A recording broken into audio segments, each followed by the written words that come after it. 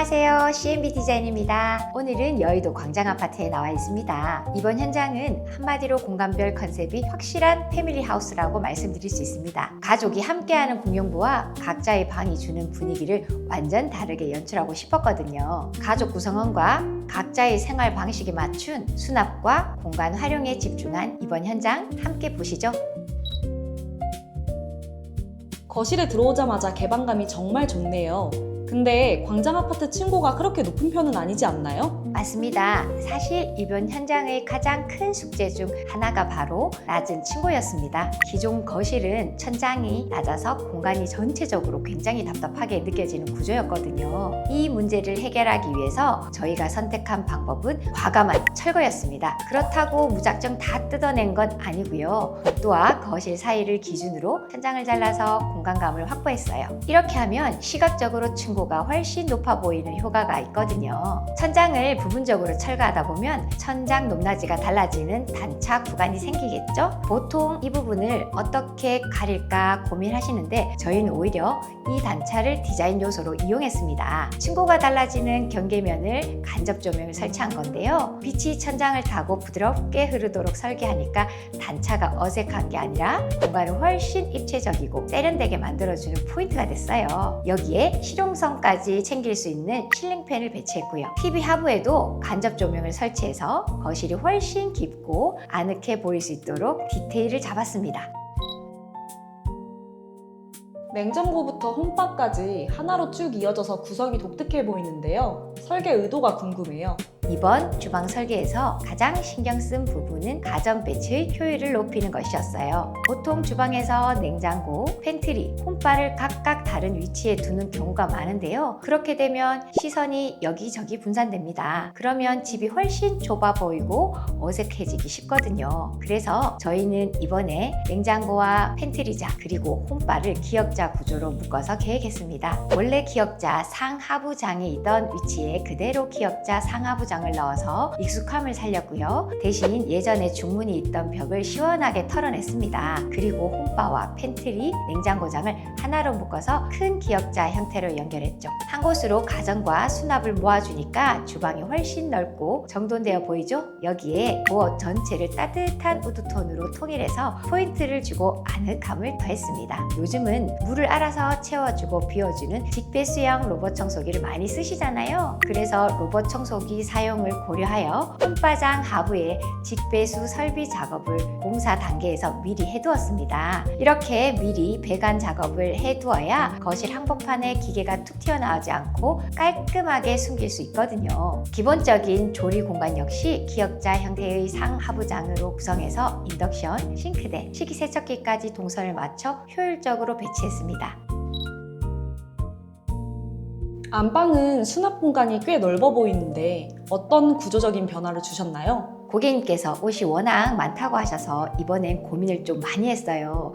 결론부터 말씀드리면 안방을 침실과 드레스룸으로 공간을 나눴습니다. 우선 발코니를 확장해서 공간을 최대한 확보했고요. 드레스룸을 안쪽으로 길게 배치했습니다. 이렇게 하면 수납량은 최대로 뽑으면서도 침대 쪽에서는 옷들이 보이지 않아 훨씬 깔끔하죠. 침실에서 의외로 제일 신경 쓰이는 부분이 바로 콘센트입니다. 핸드폰 충전 위치가 불편하면 은근 스트레스 받거든요. 그래서 이번에 침대 양쪽 협탁에 콘센트를 각각 하나씩 따로 뽑아드렸어요. 그리고 드레스룸 안에도 콘센트를 넉넉히 설치해 드렸는데요. 요즘 스타일러, 무선 청소기 같은 가전들이 거의 필수잖아요. 그래서 나중에 어떤 가전이 들어와도 사용하기 편하시게 미리 넉넉하게 설치해 드렸습니다.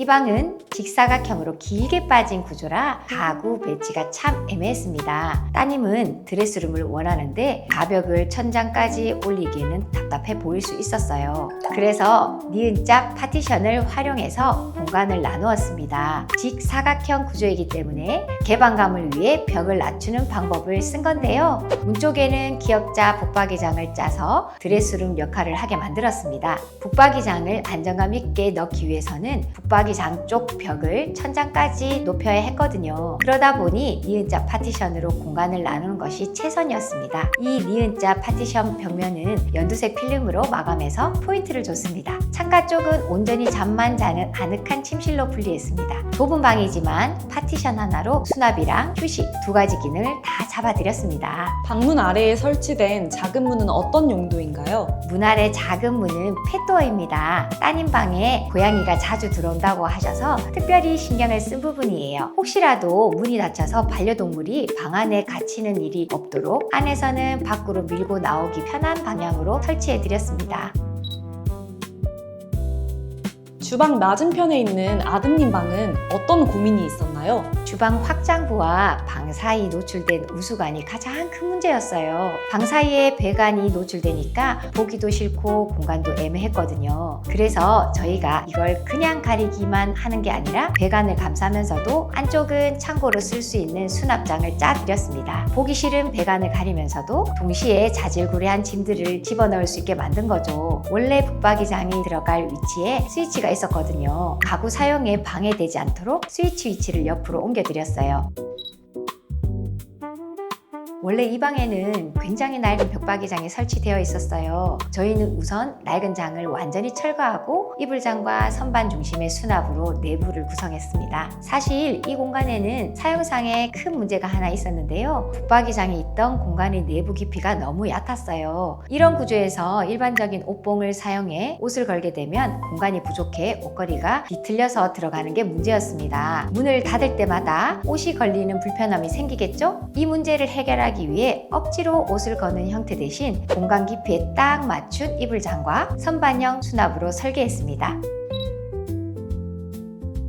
욕실은 자녀 2명이 함께 쓰기에는 원래 공간이 많이 좁았다고 들었는데요. 어떻게 바뀌었나요? 그래서 이번에 욕실 면적을 넓히는 확장 공사를 진행했는데요. 특히 욕실 밖에 있던 기둥을 욕실 내부로 포함해서 공간을 아예 재구성했습니다. 기본 구조에서 세면대 앞 공간이 너무 좁았던 점을 해결하기 위해 화장실 문의 위치를 기둥 쪽으로 옮겼습니다. 문 위치를 조정하면서 세면 공간이 이전보다 훨씬 넓게 사용할 수 있게 된 거죠. 또한 욕실 수납이 부족했던 문제도 보완했습니다. 세면대 쪽에 대리석과 갈바 작업을 진행해 디자인을 살렸고 세면기 하부 선반을 길게 설치해 수납 공간을 확보했습니다. 결국 인테리어의 본질은 삶의 질에 있다고 생각합니다. 낮은 층고나 좁은 방처럼 집이 가진 구조적인 단점은 과감하게 해결하고 반려동물의 습성이나 가전 동선 같은 세밀한 생활 패턴까지 설계에 녹여내는 것이 CMB 디자인이 추구하는 집의 모습입니다. 오늘 보신 여의도 광장아파트 현장이 구축 아파트 인테리어를 고민하고 계시는 분들께 좋은 힌트가 되었으면 좋겠습니다. 감사합니다.